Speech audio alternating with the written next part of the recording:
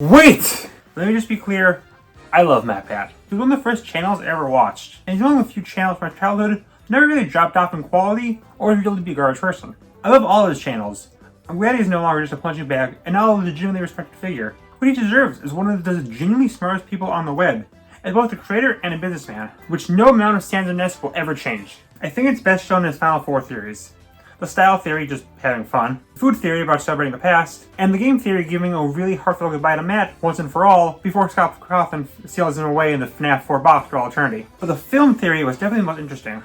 While the other three were about celebrating Matt and the channel, this was a more poignant theory about the lack of male role models in children's media, particularly animation. This was a great video. It brought up a really important topic that most people ignored, was pretty in-depth for it compared to the average theory video, and if MatPat finally beat the transphobe allegations, I'm so proud.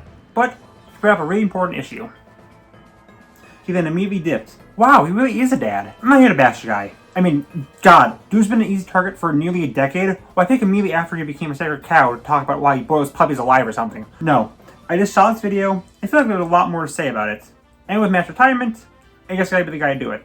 I may not have a ton of subs or respect or love, but what I do have is way too much knowledge on silly children's shows. There's a few things I disagree with Matt on, there's a few things I agree with him, a few things I want to add on. Overall, this is a very complicated and nuanced topic. I just want to give a thorough look through. So let's look through this theory. This video starts with a question. What are 5 good fatherly figures in children's media? I'll admit that to me it's easier than Matt let on, but I didn't immediately think of like dozens, only 7.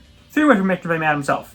Iroh, Goofy, and Mufasa. As the other 4, we have Professor Antonio from the Powerpuff Girls. Not perfect at by any means, mostly thinks of this being a comedy, but in most episodes, despite being a normal guy, Antonio is always there for the girls, giving them advice or things they need to help save the day. Is strict when he needs to be, while still being fair, and loves them so much he was willing to give up his freedom and work as a slave solely for their lives. From that to another classic CN show, World of K&D is full of adults who are either idiots or straight up evil, so it would be easy to make Nigel's father Monty the same. Instead, Monty would do anything for his son, even if they really don't see eye to eye.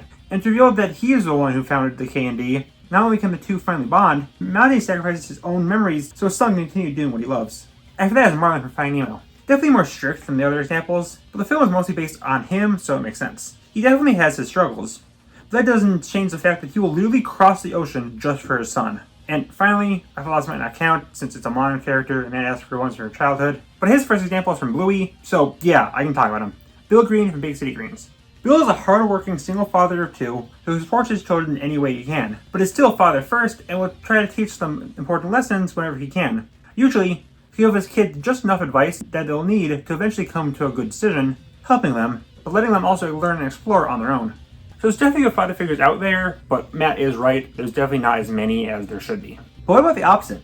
How are mother figures? In general in animation, mother figures tend to be sidelined, more antagonistic, or dead. Even in recent times, despite more female-focused stories, we're getting a lot more antagonistic mother figures, like in Content Turning Red, all while facing generational trauma, both caused by the mothers of the house. While the dads in these films are much more supportive. Heck, Disney has had several evil queens in their animated movies, and like 2 evil kings. Now, of course, there's definitely more good mother figures, at least that works well with the girl power angle and more companies are picking up on, and the sweet, kindly mom also being able to kick butt is going to be a very popular trope, but still, I don't think this is black and white. What both me explained was simply, well, kids' properties tend to focus on kids, and thus, adults kind of have to be one thing. Maybe they're supportive, maybe they're evil, but for better or worse, that's their purpose. That is, of course, unless that work is specifically about family, which 9 of the characters Matt and I brought up, 6 are. I hope you can boost it to all 9 if you look specifically at the movies for Powerpuff Girls and K&D, and the Fire Nation side of Avatar is very family-based, both the good and the bad. But usually, dead characters are sidelined or stupid, so you get Matt here. After that, Matt brings up how most male characters in children's media are rude, egotistical, snobby, violent, or mischievous, especially compared to the recent flow of female characters who are much more successful, strong, competent, and overall better role models. And again, I can't and will bring up some good role models for males that he missed, but there's a very notable thing on both sides he mentioned. The newest male character he brought up was Ryder from Paw Patrol, which came out in 2013. The oldest female character he brought up was, well, Hello Kitty. But she's pretty omnipresent, so the real oldest was Princess Bubblegum from Adventure Time, which is 2010. Carmen Sandiego and Barbie don't count since Matt focuses on the most recent versions. The next oldest was Elsa the Crystal Gems from 2013, and then Miraculous and Star Butterfly, both 2014. And they're newer than every male character brought up, good or bad. Actually, the 3 most recent good boy role models were all from the early 2010s. Being this up, because a really important thing that isn't touched upon is the massive shift animation for kids had in the 2010s. Prior to that, most, not all granted, but most, TV entertainment for children existed solely to be entertaining. Now, having stories and more developed characters is mostly the norm. So of course, characters would be more layered and thus more likable, rather than somewhat one-dimensional jerks of the 90s and 2000s. And the thing is, the female characters in the old shows are just like the males. Yeah, Billy, Grim, and Irwin are loud, obnoxious, stupid, egotistical, and all-around jerks, but so is Mandy, if not more so. The whole joke of the show is that this little girl is even worse than all the monsters around her. Yeah, Dexter is egotistical and rude, but Dee Dee ain't much nicer, and she isn't even smart. Similarly, this works if you swap it. Sprig from Amphibia, while still childless at the start, is extremely kind, respectful, everything Matt lines out at the end of his video. The big thing that stands out to me though, is the downplaying of characters just because they're violent. Characters like Batman, Superman, Aang, and Samurai Jack fight, yes, but the difference between being violent and attacking whatever you want willy-nilly, and fighting to protect. Aang has a very strong no-kill rule, and is outwardly friendly to all, friend or foe. The story of Avatar is about Aang learning to grow up and take responsibility, but he does that in his own way, using his powers only when he needs to, and again, never taking a life. Batman eats a right off thanks to the many bad faith interpretations he's gotten that DC has started to lean into, but the DCAU version is among his best. He can be a bit dry or rude, but he's still more man than Bat. Whereas the DCAU took major strides to always show Batman puts others before himself, and truly cares about everyone, and he's not just a loner. Superman, well, he's Superman. He may be powerful and punches the best, but he's still a symbol for truth and justice. Sometimes, talking people down isn't just enough. Jack will never pull his sword out on an innocent, and keeps a kind and heroic tone to all he meets, and is always willing to help, even at one point throwing away his chance to stop a coup to help a fairy. He also refuses to kill anyone living, though this is more apparent in the Adult Swim run, which, obviously is not made for kids, but hey, it's the most kid-friendly adult show ever made. All it has is just a few moments of minor blood and Tom Kenny saying penis. Matt used Simpsons and Family Guy as examples at the start, so I don't see why you can't also use this. Now, if these aren't good role models, what about the woman? If Aang is a bad role model for boys, is Korra a bad role model for girls? If Batman and Superman are bad role models for boys, is Wonder Woman a bad role model for girls? Or heck, look at the ones he brought up. Miraculous is also a fighting superhero. Why does she get a pass? Same with the Gems. They do a lot of fighting in their show. Or heck, look at Luz from the Owl House. She doesn't beat the villain by having a night chat over tea. No, she melts him alive. Heck, she'll even mock just forgiving the villain in the same episode, as Collector forgives Bellows only to be immediately attacked. Now, you could say, oh, but Luz did prevent villains like Lilith, Hunter, and Collector, but Bellows doesn't deserve pity. And that's true. But you know who else doesn't deserve pity?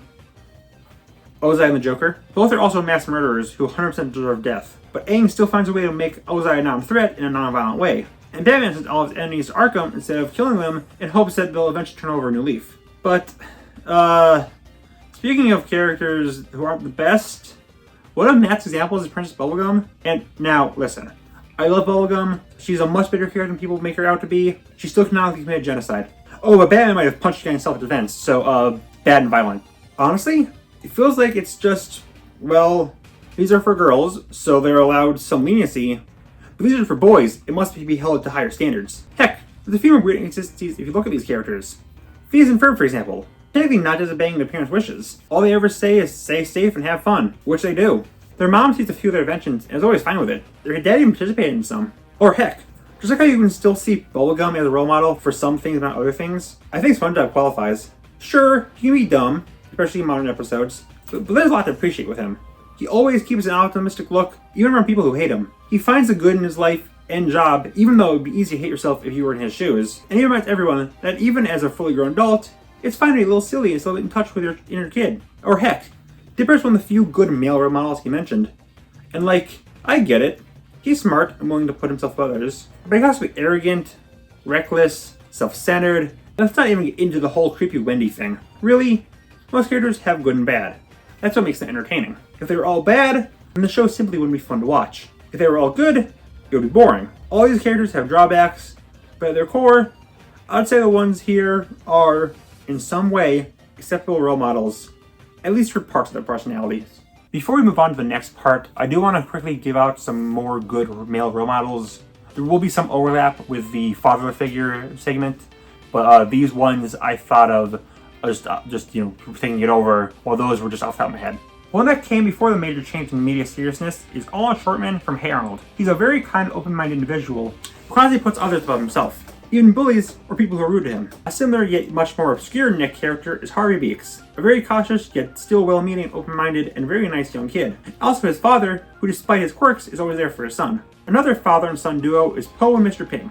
Poe is of course very helpful and a nice character, but he's also admirable because of his flaws. He's goofy, he's overweight, but the films say that's not a bad thing, as in fact a strength to him that puts him on par even above the masters. Mr. Ping, while it can be rude, despite just being a noodle shop owner, very proud and supportive of his son, even with him being adopted, and constantly gives him advice even better than Shifu in new ways. Speaking of DreamWorks, Hiccup from the How to Train Your Dragon trilogy and 27 spin-off shows is very intelligent, and never snug about it, and always tries to talk down with enemies before battle, and a great teacher to the other members of his tribe, always remaining humble and kind despite his role as a leader and his giant freaking dragon. Since I already made my stance on characters fighting, I think that clears up Static Shock and the Melting Titans. All four will go out of their way to help even their enemies, and, with the occasional exception of Robin when he's going through a really hard time, will never attack unless there's no other option. This applies to Spider-Verse Miles Morales as well. On top of him also seeing fate and impossible odds, people telling him to not do the right thing, and ignoring it just because he knows it's the right thing to do. Wander, while it can be written off as silly or annoying, is revealed to have suffered the absolute worst of loneliness. He never wants anyone else to be the same. He dedicates his entire life to helping out anyone he can, and the show constantly implies that his silly demeanor is a mask he uses to hide how he's actually really smart. One I found scrolling through the comments of the video, the Bears and We Bear Bears. Panda, less so granted, but Ice Bear and Grizz are two orphans who find people like them, and go through the hardest situations, and both try to be the wise yet fun older brother, and the team dad at the same time. I went back and forth on Ben Tennyson. He's a smart and capable boy, especially in the UAF era. Heck, he even sees their transformations as their own people, and not just suits he wears, even sacrificing himself to let the Ultimates free when they develop personalities. While quick to violence, it's usually for good reason. And the one time he fully threatens full-on murder when a group of racist cult leaders threaten alien genocide. The problem is that he's also super inconsistent, and has just as many, if not more moments of egotism and selfishness. That can't be said for his grandpa though, Max Tennyson. Max is always there to give wisdom to any and all who need it. But despite knowing far more about the dangers of this world than any other person, he still prioritizes having fun with the grandchildren and them getting along. The Duck Trio and DuckTales reboot are also good role models. Well, besides Louie. Value Mahoyan, don't be the weak link in the trio challenge. But Dewey is an adventurous, yet still encouraging and sweet young duck boy. And Huey is just Dipper minus the drawbacks. Another father figure example, Sully from Monsters Inc. Despite being this big, scary monster, Sully basically changes his entire life for this random kid he just met just because it's the right thing. Even going against his own job. A more recent example, and by recent I mean 6 years, I will kill whoever made time. Craig from Craig of the Creek is a smart, resourceful young boy who will do anything in his ability to help his friends. And finally, the one where I really don't understand why it wasn't brought up. Why were the Gems from Steven Universe brought up, but not, you know, Steven? People who base their knowledge off him based off nothing but biased video essays may think he's a Gary Stu, but in reality, he's of course kind, caring, thoughtful, never prone to violence, and extremely helpful to all. He has some heating up periods in the future, but he gets better. And if Luz and Bubblegum and heck, the other gems can have their low points ignored, his definitely aren't that major either. And after that, you have the big twist. The reason why this is, according to Matt, toyetic media. Girls play with toys as if they are the characters. They see themselves as them, and thus want to physically be them. Boys more so direct their toys instead of being involved physically. And thus, all they need is characters who are big and showy with cool designs and loud personalities. And this genuinely explains a lot.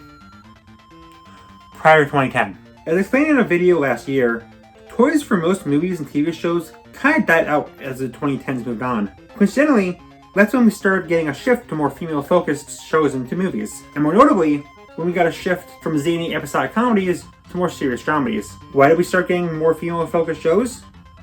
Honestly, arguably, My Little Pony. Before this show, shows with female leads can only be a hit with both demographics, but they're also action shows. Powerpuff Girls, Kim Possible, Totally Spies, Teenage Robot. Yeah, they have female leads, but they're also all about punching people and big scary monsters and explosions and cool stuff, so it's a lot more acceptable. Heck, even then, some young boys weren't open about it. PPG creator Craig Kraken recalled a focus test when a group of boys were asked to raise their hand if they liked the show.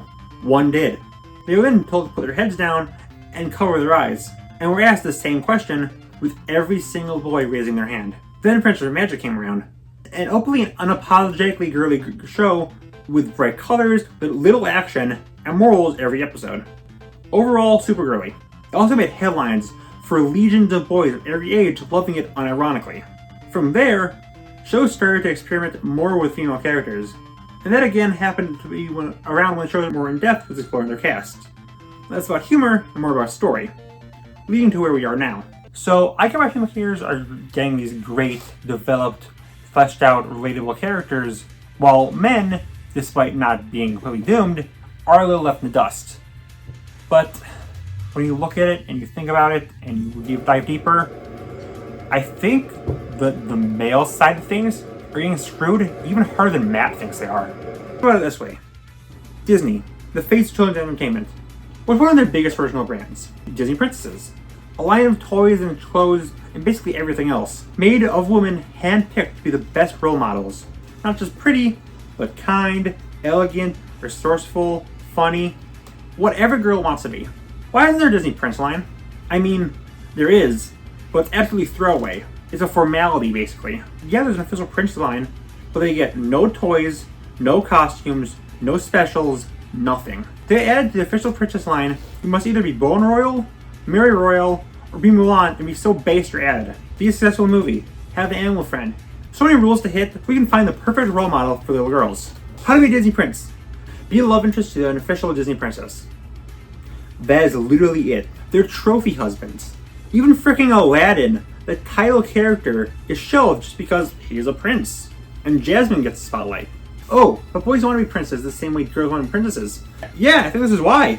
Disney puts no emphasis on it. You aren't supposed to look up to these guys. They're just set decoration. Plus, Disney has Disney fairies. The exact same thing, they have wings this time. Heck, even the freaking villain line has a heavy female lean.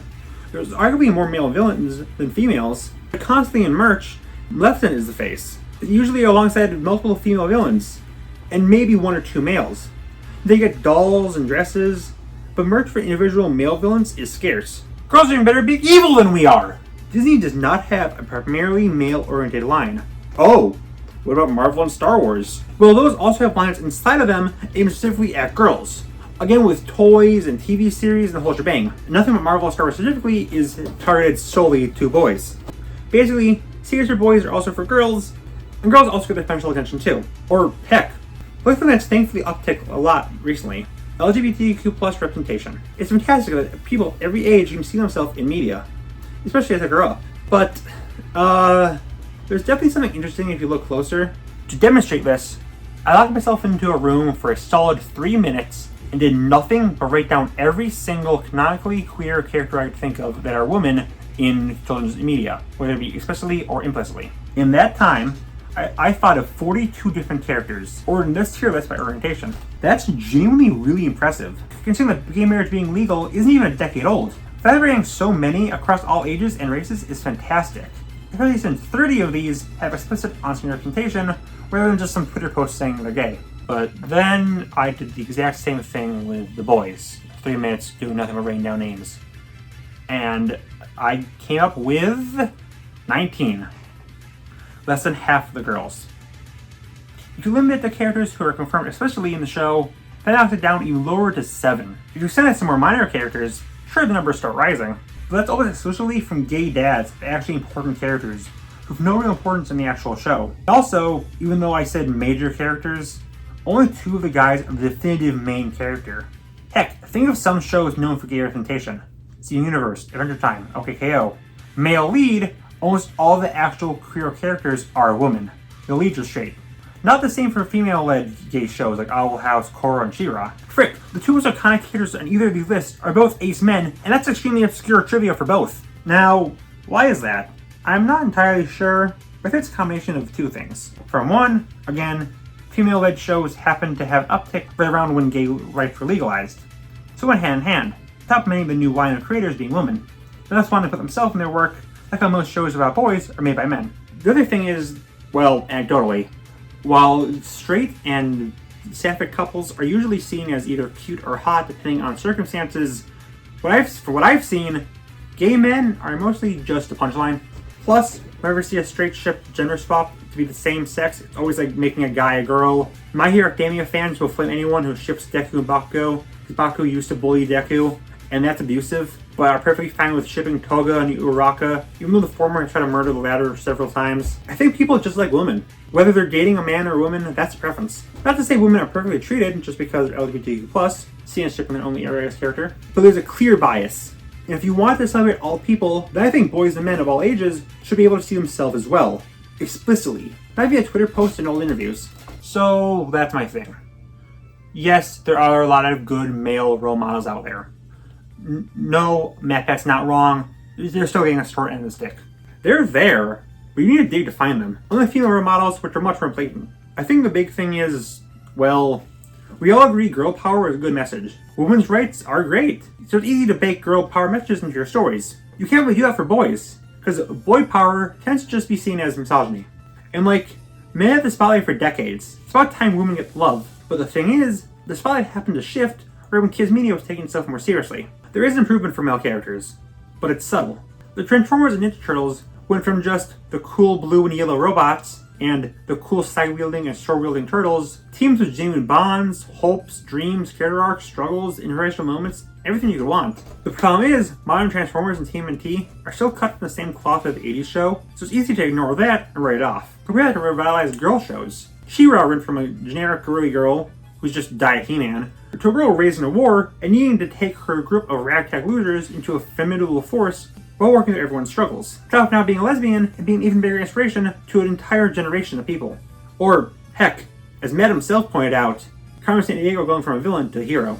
Those are much more drastic changes to fit with the times, and thus much more notable. Yes, boys are getting screwed over. They tend to be an afterthought compared to the more lucrative female demographic, get little to nothing in terms of LGBTQ+ representation, and just happen to miss the shift from episodic comedies to more grand serious stories. Heck, this is when companies and creators truly and finally realized that people of all ages like animation. So all animation became much more complex. Just look at Bluey. What could have easily been another dime a dozen baby show teaching you about colors and numbers, gained a massive and unironic fan base with adults due to it hitting on deeper topics, and having writing that's far more clever than it needs to be for a show aimed at 3-year-olds. While I'm happy with what we have, male representation can be better.